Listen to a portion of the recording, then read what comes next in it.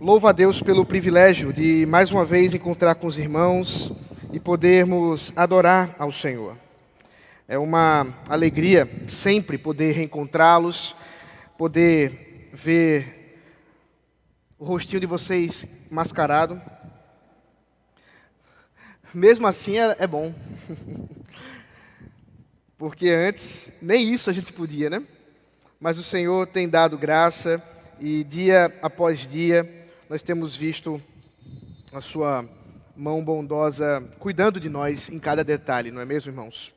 Tenho certeza que se nós pudéssemos, podemos, mas se fôssemos fazer assim para que com o tempo nós pudéssemos ouvir cada um de vocês dando graças a Deus pelos muitos testemunhos desse ano, eu tenho certeza que todos vocês teriam motivos de gratidão ao Senhor.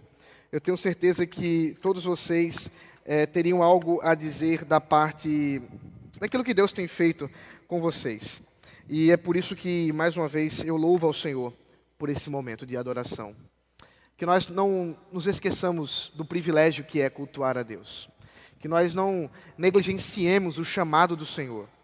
E que nós possamos abrir copos de água com maior facilidade do que a que eu estou tendo aqui. E assim o Senhor seja glorificado entre nós. Eu quero convidá-los a abrir o livro de Esdras, o capítulo 10. Nós vamos terminar o livro de Esdras e na semana que vem, querendo Deus, nós vamos iniciar Neemias, que devemos expor até o final do ano. Pelo menos esse é o plano que temos colocado. E assim concluiremos a exposição dessa grande porção que é o livro Esdras Neemias. Lembrando aos irmãos que é um livro só, apesar de dividido em duas partes, com dois nomes, mas ele foi composto como um livro apenas, livro de Esdras e Neemias. Algo muito parecido como, por exemplo, o livro de Lucas Atos, mesma coisa. É um livro só com 2 volumes.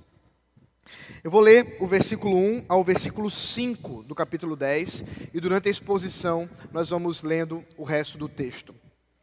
Diz assim a palavra do Senhor: Enquanto Esdras orava e fazia confissão, chorando prostrado diante da casa de Deus, uma enorme congregação de israelitas, homens, mulheres e crianças, se reuniu em volta dele, e o povo chorava amargamente.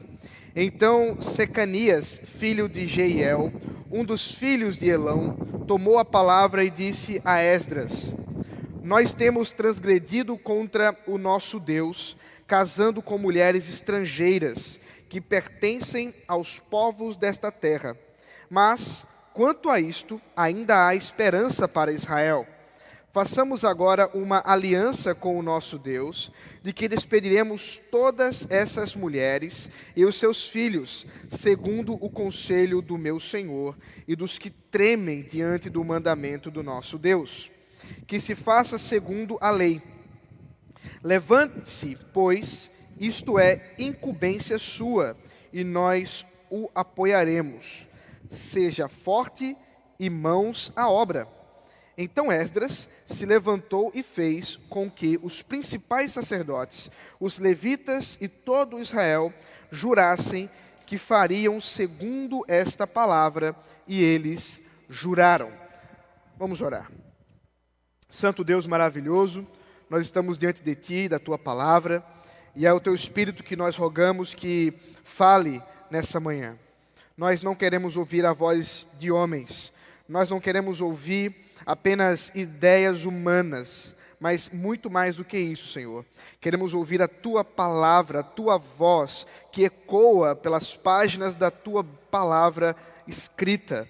E assim, Senhor, expondo a Tua Escritura, nós sejamos edificados nessa manhã por ela, com Teu Santo Espírito. É isso que nós rogamos, em nome de Cristo Jesus, nosso Senhor. Amém.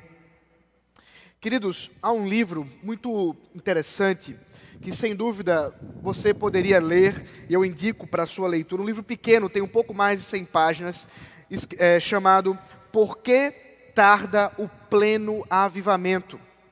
Esse livro foi escrito em 1959 por Leonard Ravenhill.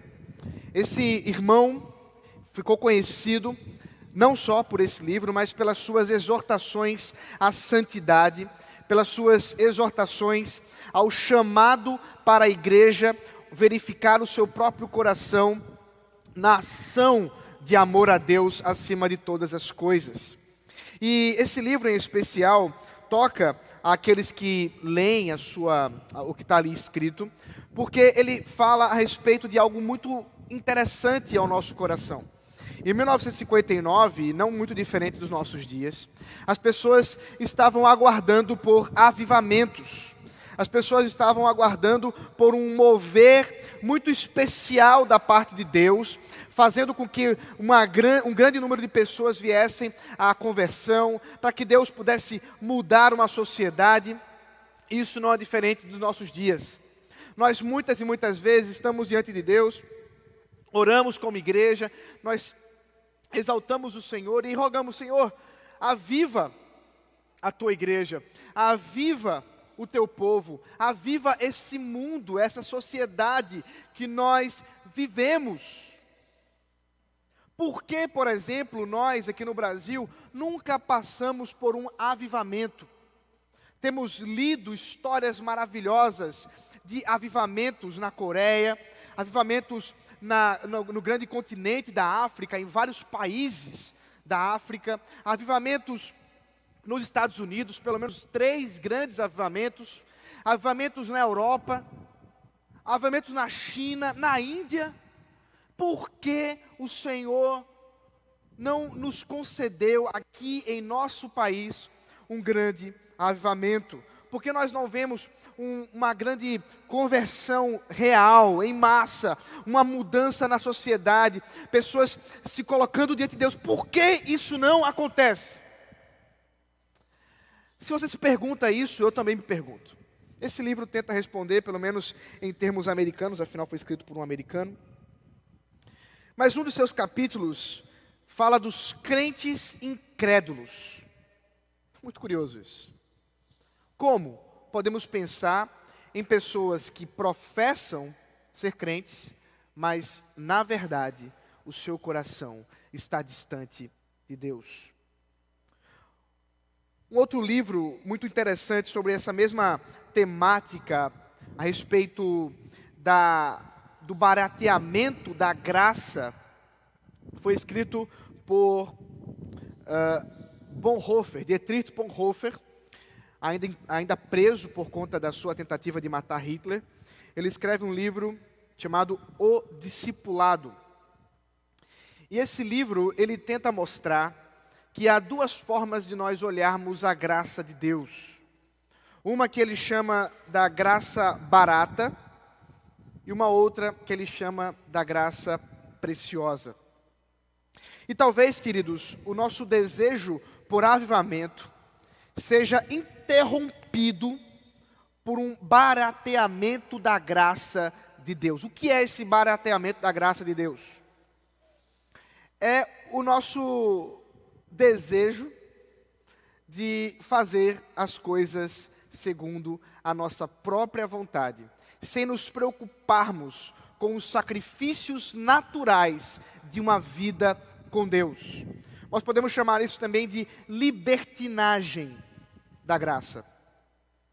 Uma certa amizade com o pecado, uma certa intimidade com o pecado, tamanha que nós preferimos pensar da seguinte maneira: já que Deus é um Deus de amor, já que Deus é um Deus da graça, por que eu preciso mudar a minha vida? Por que eu preciso me preocupar com meu coração em pecado? E não são poucas as pessoas que, quando confrontadas pelas suas escolhas, pelos seus caminhos, dizem coisas do tipo assim: Deus me entende, eu estou em pecado, mas Deus me entende, Deus conhece meu coração. Talvez essas pessoas não estejam conscientes do que elas estão dizendo. Deus conhece o meu coração. Queridos, isso não é uma frase muito confortável. Deus conhecer o meu coração não consola a minha alma. Saber que Deus conhece o meu coração é assustador para mim. Porque Ele sabe cada pensamento que eu tenho. Ele sabe dos meus arroubos de ira injusta. Ele sabe dos meus pecados mais íntimos. Deus conhece o meu coração. Deus conhece a minha história. E isso deveria nos fazer tremer. Mas pelo contrário, muitos usam essa expressão como justificativa para o seu pecado, provavelmente porque tem uma visão muito errada a respeito de Deus. E muito errada a respeito das consequências do pecado. E é por isso que muitos estão dispostos a trazer justificativas dos seus pecados. E não são poucas igrejas que não estão comprometidas com a disciplina eclesiástica, com a disciplina, e chegam inclusive a assustar o tamanho da libertinagem que muitos procedem. Não é estranho quando nós vemos pessoas que estão em pecado público, contumaz, sem arrependimento, e ainda na liderança, muitas vezes cantando, muitas vezes pregando. Como? Por que tarda o avivamento? Talvez a pergunta não seja bem essa. Talvez a pergunta mais para nós hoje seja: qual é, e vai parecer uma contradição, mas eu vou explicar para vocês, qual é o custo da graça de Deus? Quero que vocês perguntem hoje isso. Qual é o custo da graça de Deus? Como eu falei, nós estamos no final do livro de Esdras. Há uma continuidade com o tema que foi tratado no capítulo 9, o reverendo Rodrigo expôs o capítulo 9. É basicamente uma grande oração de confissão feita por Esdras, ali o líder, o grande líder do povo de Israel, ali em Jerusalém. E ele toma conhecimento que há muitas pessoas muitos homens, que tomaram para si mulheres estrangeiras, a despeito da ordem do próprio Deus, de não se tomar mulheres estrangeiras como esposas. O problema, vocês já ouviram, Rodrigo já mencionou isso, não é exatamente que elas eram estrangeiras. O problema não é uma miscigenação de raças ou de tribos. O problema é que essas mulheres estrangeiras não eram crentes. Não eram mulheres comprometidas com Deus e Israel. Muito pelo contrário. Seu compromisso era com deuses pagãos terríveis, que exigiam por parte dos seus adoradores sacrifícios dos seus filhos vivos, sacrifícios de pessoas adultas, sacrifícios sexuais, sacrifícios de todo tipo de ordem. Deuses pagãos, que a Escritura chama algumas vezes inclusive de demônios. Porque afinal de contas, aqueles que não servem a Deus, não servem a outra coisa senão ao próprio diabo. Por isso não se engane. Muitas vezes, a gente se assusta com coisas do tipo assim: olha, você viu aquele documentário?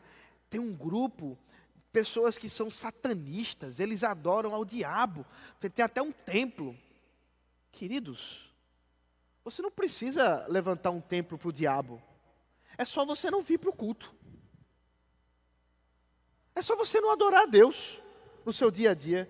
É só você não servir ao Senhor, que você estará servindo ao diabo. Porque não existe meio termo na vida. É como aquela história, acho que já contei aqui, do muro, de um homem sentado no muro, em que os anjos dizem: sai do muro, vem para o lado de cá. Enquanto o diabo e seus anjos olham calados tudo o que está acontecendo. E o homem fica meio intrigado e diz assim: não é possível, vocês não vão querer que eu vá para o lado de vocês, não? Falando com o diabo e os seus anjos. Então o diabo dá uma risadinha e diz assim: é que o muro é nosso. Por que tarda o avivamento? Qual é o custo da graça de Deus? Nosso compromisso com Deus, nós vamos ver hoje com mais clareza isso, envolve, mediante a sua graça, arrependimento verdadeiro, que toma duas atitudes básicas: confissão e ação. Um arrependimento verdadeiro e genuíno envolve confissão de pecados e uma ação de mudança de vida. No versículo 1 ao 5, como acabamos de ler, nós encontramos o sacrifício da santidade. Esdras ainda está orando quando o povo começa a se reunir diante dele. O texto nos fala que uma grande congregação de israelitas estão diante de Esdras. E eles estão ali como homens, mulheres e crianças. E enquanto eles ouvem a oração de Esdras, algo amargo no seu coração começa a crescer e eles passam a chorar juntos. Eles estão confessando publicamente um pecado público que cometeram. Afinal de contas, esses que estão ali diante de Esdras são pessoas que vieram do exílio babilônico, alguns que talvez já estão ali há mais tempo, considerando que a primeira leva do exílio já está há alguns anos ali em Jerusalém. E essas pessoas precisam ser lembradas o que levou o exílio babilônico. Queridos, Judá foi julgada por Deus. A tribo de Judá foi julgada por Deus por causa exatamente da sua corrupção e da sua idolatria. E Deus julgou com mão forte, trazendo um povo estranho, pagão, terrível, tendo seu imperador Nabucodonosor, um dos homens mais poderosos que já pisou na terra, para levar e conduzir esse povo idólatra, desobediente, para um exílio que durou 70 anos. E agora eles estão de volta, reconstruíram o templo.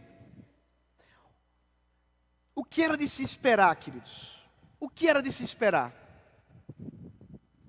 Que esse povo não se comprometesse mais com a sua fé, que esse povo agora cuidasse do seu caminho de santidade, mas isso simplesmente não foi o que aconteceu. O livro de Esdras termina com uma nota extremamente terrível a respeito do povo de Israel. Eu não sei se você já ouviu uma história de que após o exílio babilônico, quando o povo retorna, os judeus nunca mais foram idólatras, eles abandonaram a idolatria. Eu já ouvi isso algumas vezes, até mesmo em livros. Isso simplesmente não faz nenhum sentido com a história de Israel.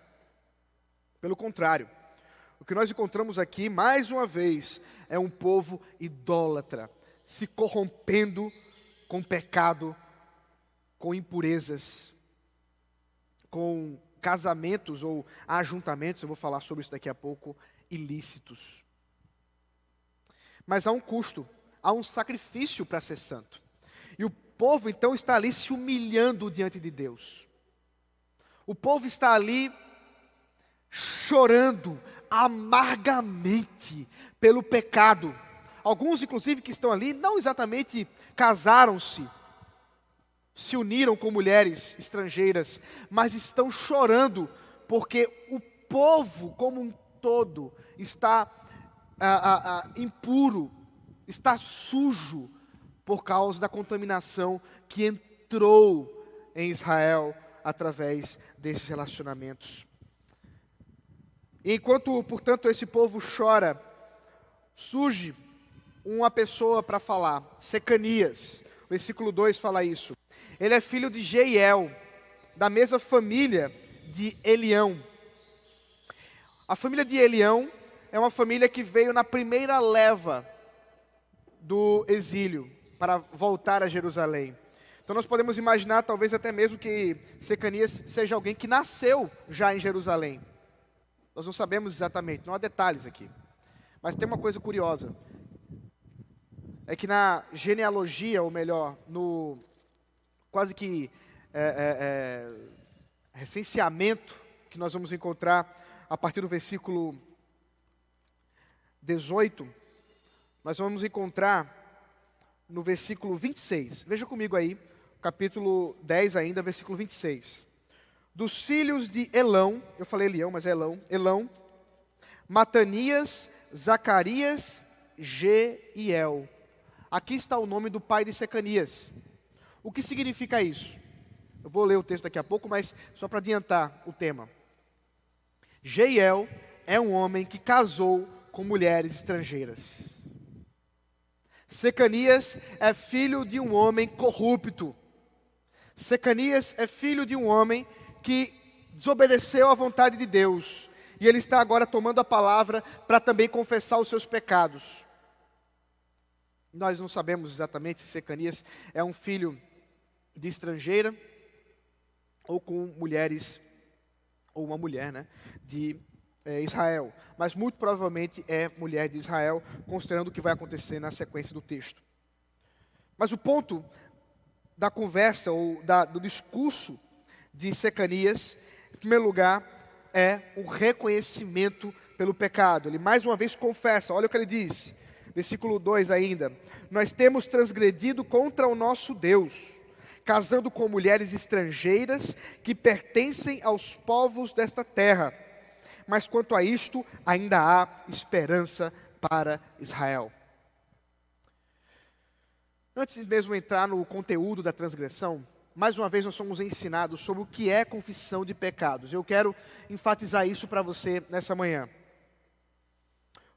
Há uma diferença substancial entre confessar pecado e pedir desculpa.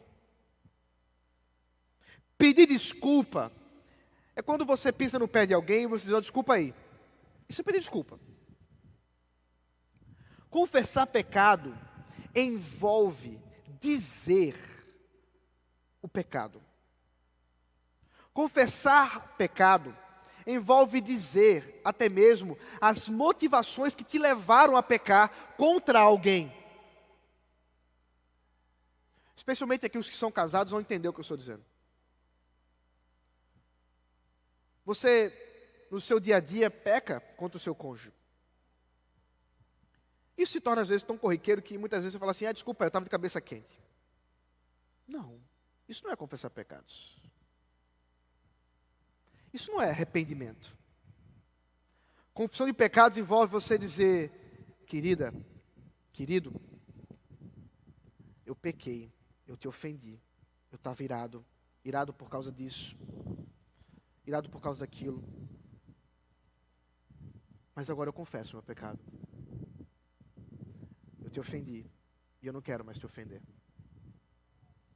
Confissão de pecados. Secanias confessa o pecado do povo de Israel. A transgressão é que eles, diz o texto, casaram com mulheres estrangeiras. Ontem, enquanto terminava o sermão, eu estava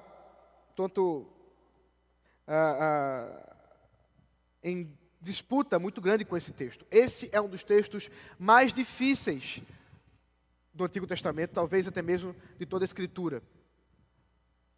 Porque, não exatamente pelo casamento, mas pela ordem que Secanias vai dar e que Esdras vai chancelar. Eu vou falar sobre isso daqui a pouco. Mas, acredito que o que está envolvendo aqui no texto é o seguinte, preste bem atenção.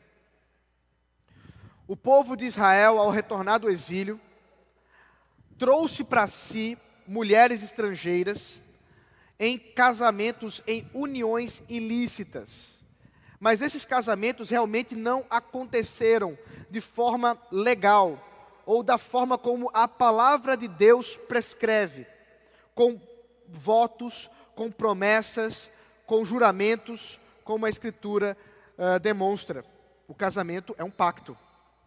Mas antes, o que nós encontramos aqui, o texto literalmente está dizendo o seguinte: nós temos transgredido contra o nosso Deus, trazendo mulheres estrangeiras para a nossa casa. Literalmente o que o texto está dizendo em hebraico. Esse verbo, trazer para casa, nunca, em nenhum outro lugar do Antigo Testamento, a não ser em Neemias 13, que é uma história parecida com essa, também de pós-exílica, fala sobre casamento. Nunca. Então, muitos comentaristas acreditam que o que Secanias está dizendo aqui é que esses homens pegaram mulheres estrangeiras e trouxeram como fornicação e adultério para as suas casas. E essa fornicação e adultério trouxe, consequentemente, filhos. E essa era a transgressão. Como eu já disse, o problema não é que elas eram estrangeiras. O problema é que eles trouxeram elas e os seus deuses para o seu lar. É por isso que esses homens estavam impuros diante de Deus. Essas uniões foram ilegais, porque eram uniões com mulheres incrédulas, sem qualquer formalidade, sem qualquer permissão da parte dos patriarcas, dos votos, do pacto, como era necessário diante de Deus. Mas Secanias me fala que há esperança. Isso é interessante, queridos. O arrependimento verdadeiro envolve esperança em Cristo. Envolve esperança na graça de Deus. O arrependimento verdadeiro não nos faz simplesmente nos sentir culpados, amargurados diante do pecado, mas nos faz olhar para a cruz e saber que nela encontramos perdão. E é o que acontece aqui com Secanias. Ele diz: há esperança. Nós precisamos fazer, versículo 3, primeiro, uma aliança com Deus, um voto, um pacto, um compromisso. Nós precisamos nos voltar agora para Deus e para a sua vontade, porque Ele é santo. E qual o compromisso que nós vamos fazer? Aí está a parte mais difícil de todo esse texto. Veja o versículo 3 ainda. Façamos agora uma aliança com o nosso Deus, de que despediremos todas essas mulheres e os seus filhos, segundo o conselho do meu Senhor e dos que tremem diante do mandamento do nosso Deus. O profeta Malaquias, exatamente nesse mesmo período, afirma: Deus odeia o divórcio. Como que agora nós encontramos Secanias e depois Esdras confirmando, afirmando que eles deveriam se divorciar destas mulheres. Como podemos explicar uma situação como essa, em que teoricamente nós encontramos aqui que o verdadeiro arrependimento produziria divórcio? Deus odeia o divórcio. No Novo Testamento nós vamos encontrar o próprio Senhor Jesus deixando muito claro que isso não é a vontade de Deus. O apóstolo Paulo, recomendando à igreja em Corinto, diz claramente que mesmo quando casado com um incrédulo ou com uma incrédula, o crente não deve se divorciar. Então, como explicar esse texto? Como explicar essa situação tão específica? Queridos, acredito que a melhor solução, ainda que nós não tenhamos todas as informações, mas acredito que a melhor solução para entender esse texto é o seguinte: uma vez que as uniões eram ilegais, que os casamentos não foram feitos como deveriam ser feitos, e portanto as uniões eram ilícitas, não eram casamentos de verdade, eles deveriam se apartar dessas uniões e não formalizá-las como um casamento. Talvez há duas explicações ou duas previsões no Antigo Testamento, especialmente na Torá, na lei do Senhor, para nos ajudar a compreender aqui a dinâmica. Primeiro, Deuteronômio 24, que fala sobre a carta de divórcio, que deveria ser dada, onde aquela mulher, ela receberia, sendo despedida do seu marido, divorciada do seu marido, um documento formal que dava a ela todo o direito para contrair novas núpcias, novo casamento, inclusive não ser achada como uma prostituta, como inclusive provavelmente eram essas mulheres.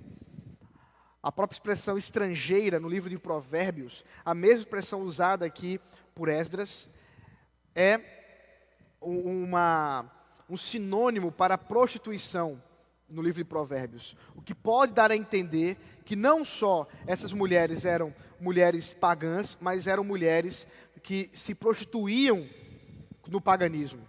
Portanto, era necessário que esses homens se apartassem do relacionamento com elas e que agora elas pudessem ter a sua própria vida, inclusive com seus filhos. Talvez aí seja a coisa mais difícil de explicar.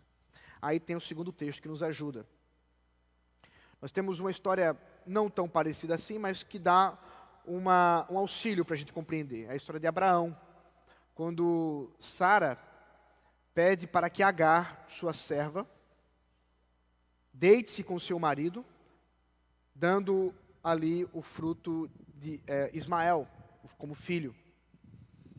E depois de uma certa desavença, uma certa confusão entre Sara e Agar, o próprio Deus permite a Abraão que deixe que Agar siga o seu caminho juntamente com Ismael.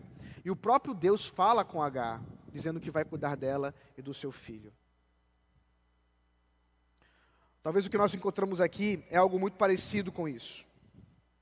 Esses homens se despediriam de suas esposas, de suas uniões erradas, dessas mulheres que eles se voltaram, e seus filhos. E uma vez que estavam fazendo a coisa certa, essas mulheres tomariam seus próprios rumos e Israel seria purificado. Mas, queridos, há um sacrifício aqui de santidade. Há um custo a ser pensado aqui. Homens estavam deixando de lado mulheres que eles se uniram e filhos seus por conta do seu pecado. É claro que nós não estamos afirmando, e nem mesmo a palavra de Deus está afirmando, que nós devemos reproduzir isso aqui da seguinte forma: se você casar com uma incrédula ou com um incrédulo, você deve se divorciar e abandonar o seu filho ou coisa do tipo. Não. Até porque o apóstolo Paulo deixa muito claro que não é isso que deve ser feito. Mas o princípio que está sendo dito aqui claramente aos nossos olhos é que santidade tem um sacrifício. Nós não podemos ter uma vida santa e pura com Deus sem que nós abandonemos o pecado com toda a nossa força. E se necessário, cortarmos alguma coisa que nos faz pecar, o próprio Senhor Jesus diz: façamos assim. Santidade tem um custo, santidade tem uma decisão. Arrependimento verdadeiro envolve ação. Ninguém pode se dizer arrependido e continuar no pecado. Ninguém pode se dizer arrependido, confessando aquilo que diz confessar como pecado, e permanecer da mesma forma, seguindo o mesmo caminho de desobediência contra Deus. Não! Esses homens juraram, Esdras convoca os homens para a frente, a liderança inclusive, e diz: jurem agora diante de Deus que vocês vão proceder com pureza e santidade. Esses homens juraram naquele momento. Santidade envolve sacrifício. Não pense que Deus é um Deus que aceita o seu pecado, a forma como você vive de qualquer jeito. Não se engane. O mesmo Deus que está aqui ordenando para que esses homens abandonem a vida de pecado, é o mesmo Deus que está nessa manhã olhando para você e dizendo: eu conheço o seu coração. E se isso não faz você tremer, cuidado. O texto continua a partir do versículo 6. E agora, nós vamos fazer a leitura do versículo 6 ao versículo 15. E nós vamos encontrar a dor da disciplina pública. Esdras se retirou de onde estava, diante da casa de Deus, e foi para a câmara de Joanã, filho de Eliasibe. Ao entrar ali, não comeu nem pão, nem bebeu água, porque pranteava por causa da infidelidade dos que tinham voltado do exílio. Depois, anunciaram em Judá e Jerusalém que todos os que tinham voltado do exílio deviam se reunir em Jerusalém, e que se alguém em 3 dias não viesse, segundo o conselho dos chefes e dos anciãos, todos os seus bens seriam totalmente destruídos, e ele mesmo seria excluído da congregação dos que voltaram do exílio. Então todos os homens de Judá e Benjamim, em 3 dias se reuniram em Jerusalém. No dia 20 do 9º mês, todo o povo se assentou na praça da casa de Deus, tremendo por causa daquele assunto e por causa da chuva intensa. Então, o sacerdote Esdras se levantou e lhes disse: vocês foram infiéis, casando com mulheres estrangeiras, aumentando a culpa de Israel. Portanto, façam confissão ao Senhor, Deus dos seus pais, e façam com que o que lhe agrada. Separem-se dos povos desta terra e das mulheres estrangeiras. E toda a congregação respondeu em voz alta: que assim seja, faremos segundo as suas palavras. Porém, o povo é muito, e sendo a época das chuvas, não podemos ficar aqui do lado de fora. E isto não é coisa que se faça em 1 ou 2 dias, pois somos muitos os que transgredimos nesse assunto.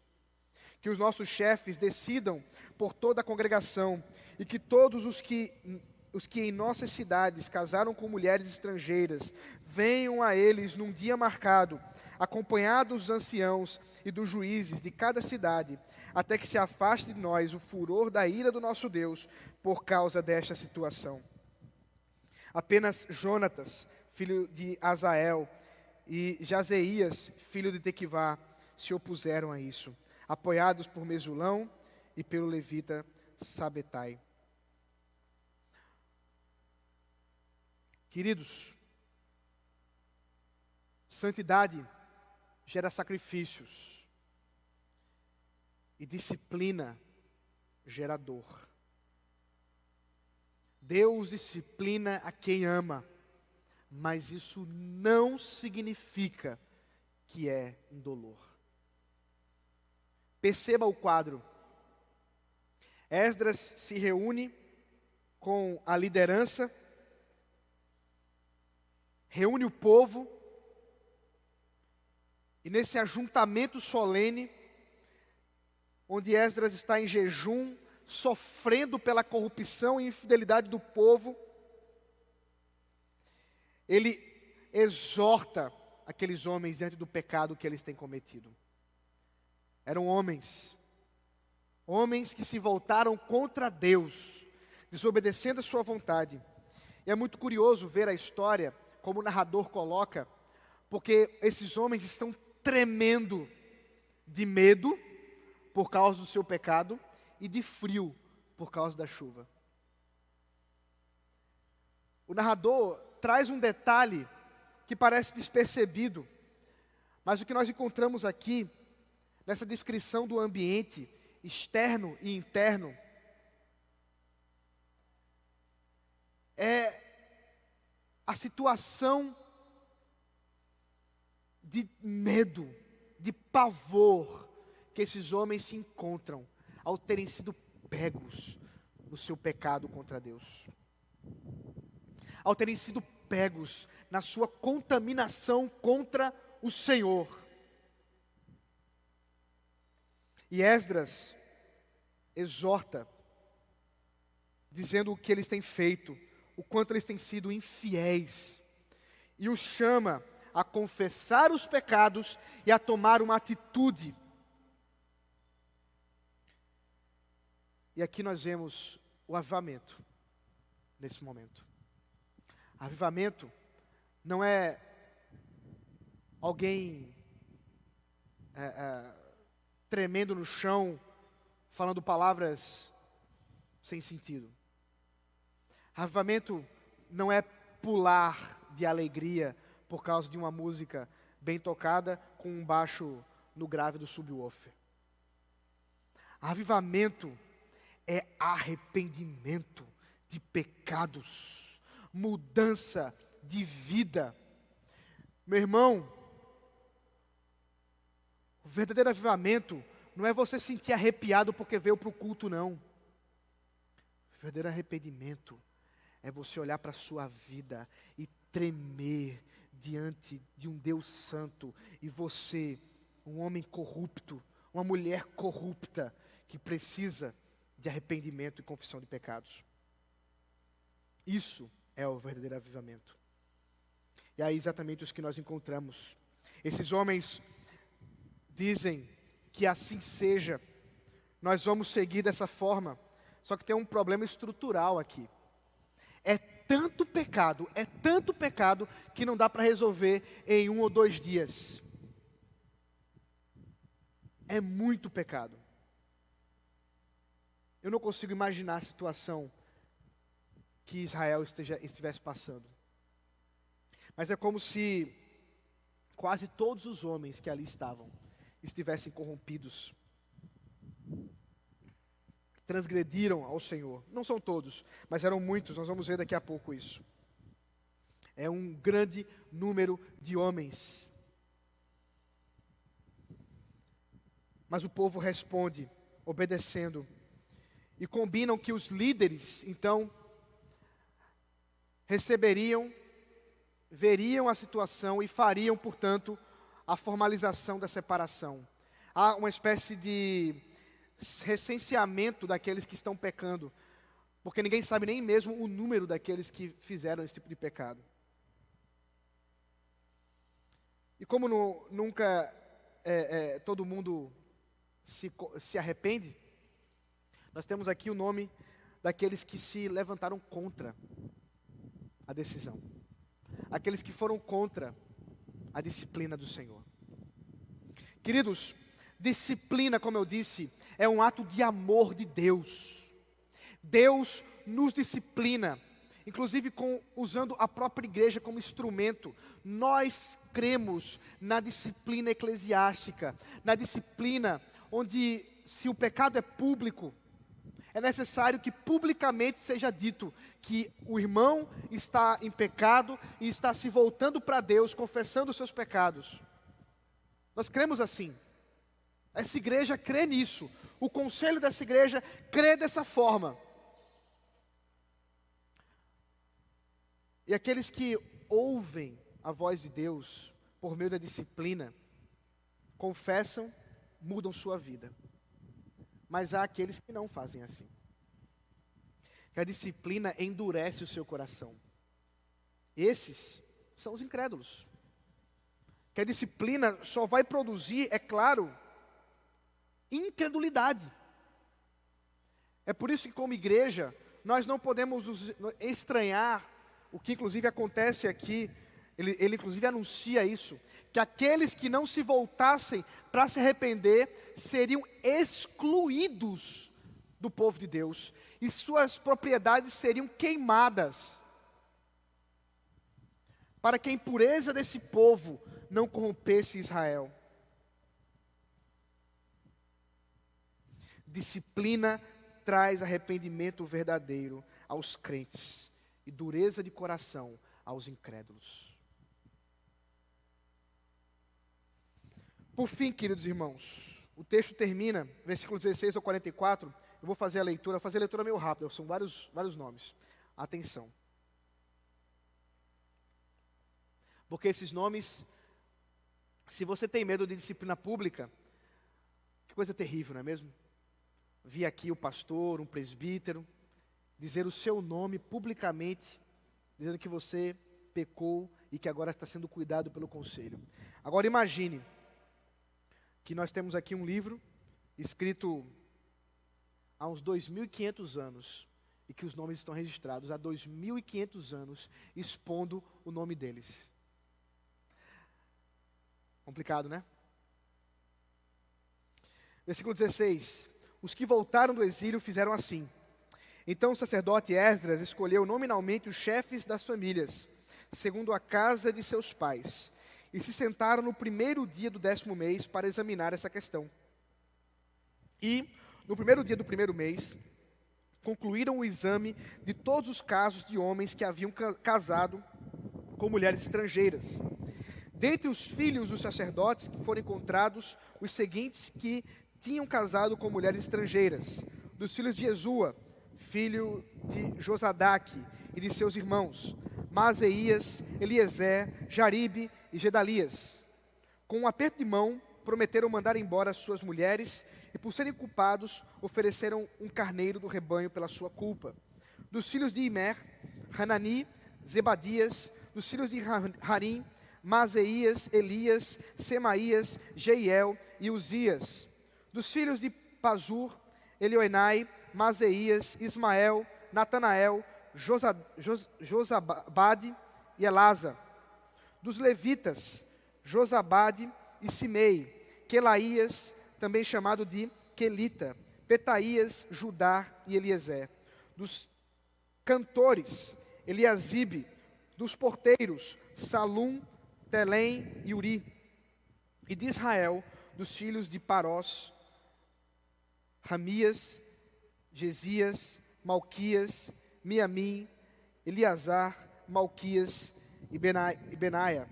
Dos filhos de Elão, Matanias, Zacarias, Jeiel, Abdi, Jerimonte e Elias. Dos filhos de Zatu, Elioenai, Eliasibe, Matanias, Jerimote, Zabade, Aziza. Dos filhos de Bebai, Joanã, Hananias, Zabai e Atlai. Dos filhos de Bani, Mesulão, Maluque, Adaías, Jazube, Seal e Jerimote.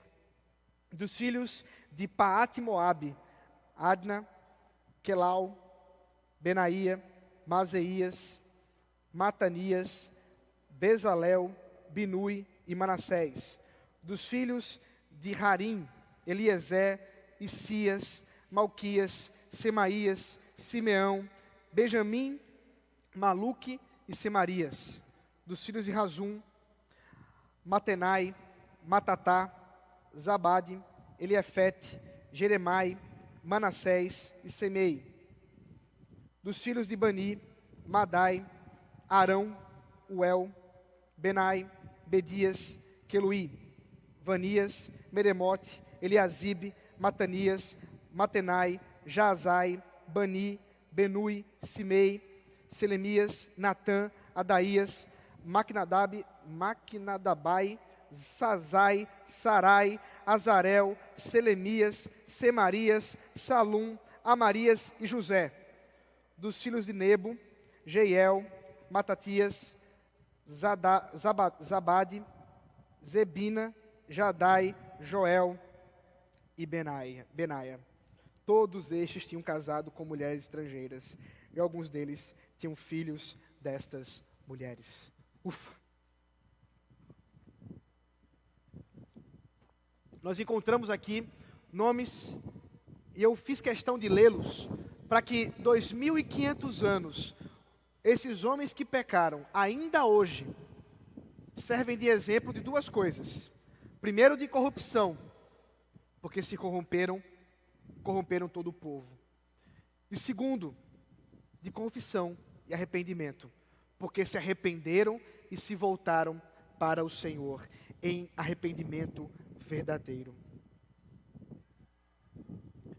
Os nomes que nós encontramos aqui são nomes de pessoas nobres, de pessoas importantes em Israel.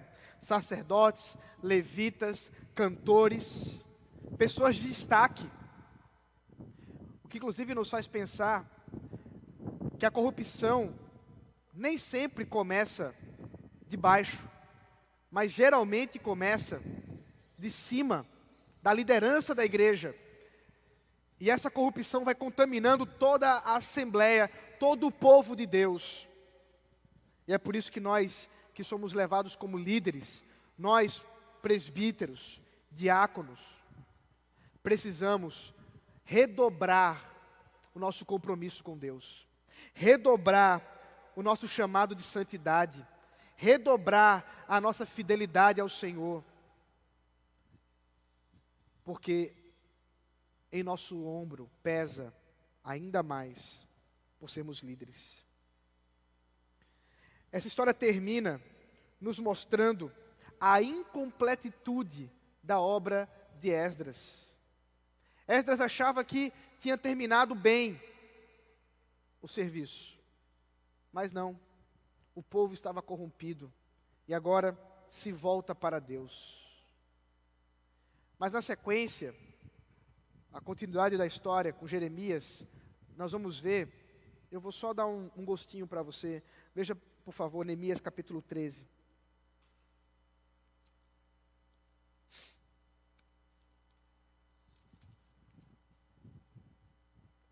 Versículo 23, Neemias 13, 23.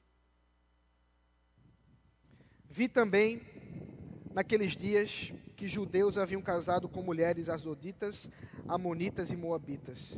E seus filhos falavam metade das palavras na língua de Asdod ou na língua de seu respectivo povo, mas não sabiam falar a língua dos judeus. Anos depois, agora sob a liderança de Neemias, o povo vai continuar caindo no mesmo pecado.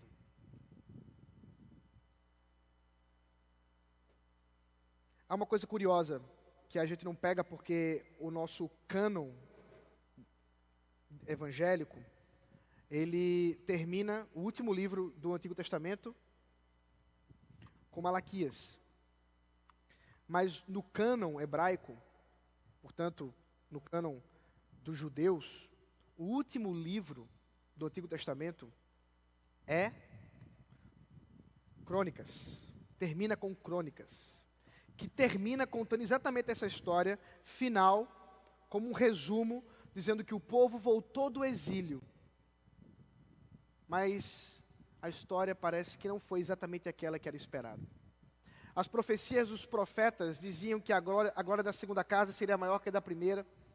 As profecias falavam de Deus colocando agora o coração, tirando o coração de pedra, colocando o coração de carne. As profecias falavam de um tempo de bonança, de descanso e de fidelidade ao Senhor. Mas não é isso que nós encontramos no final da história. Neemias é o último livro cronologicamente da Bíblia. Neemias é o final da história. A sequência posterior a isso é, na nossa Bíblia pelo menos, a vinda e o nascimento de Jesus Cristo. A incompletitude da obra de Esdras e de Neemias aponta para a necessidade de um redentor.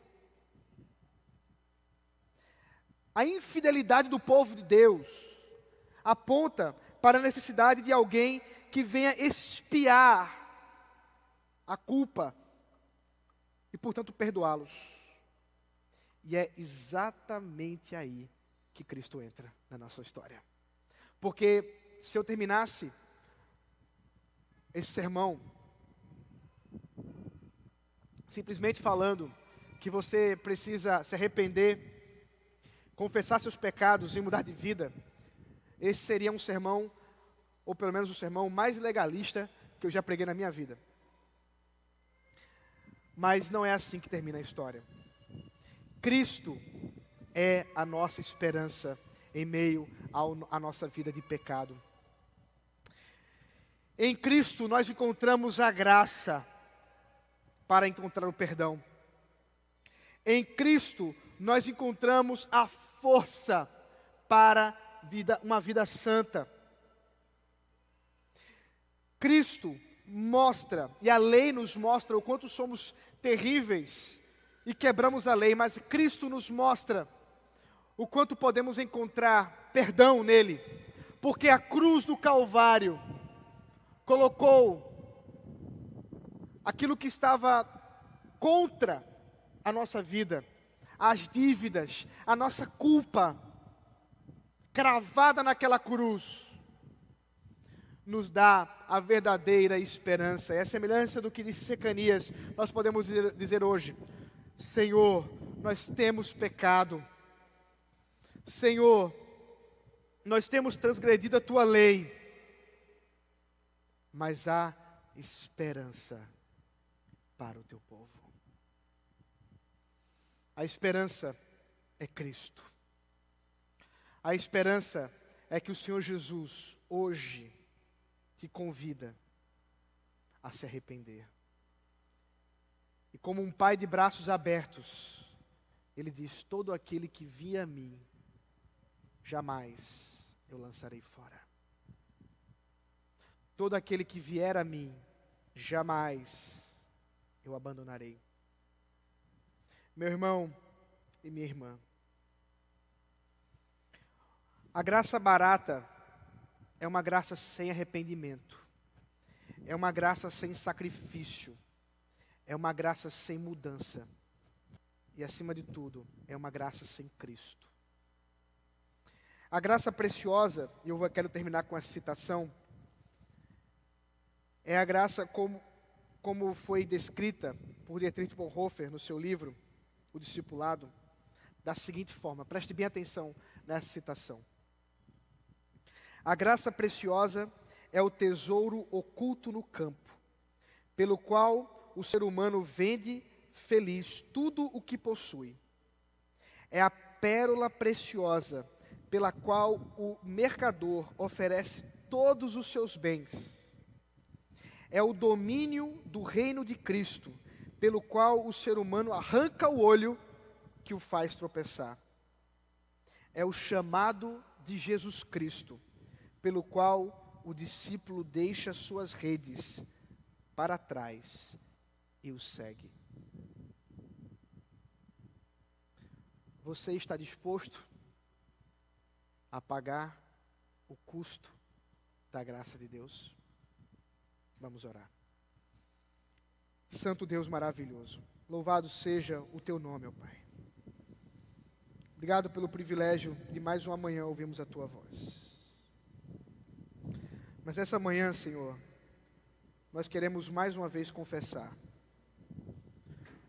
o quanto somos maus, confessar, Deus, o quanto carecemos de Ti, confessar, Senhor, o quanto precisamos de Ti, confessar os nossos pecados, que são muitos. Deus nosso, perdoa-nos, Pai.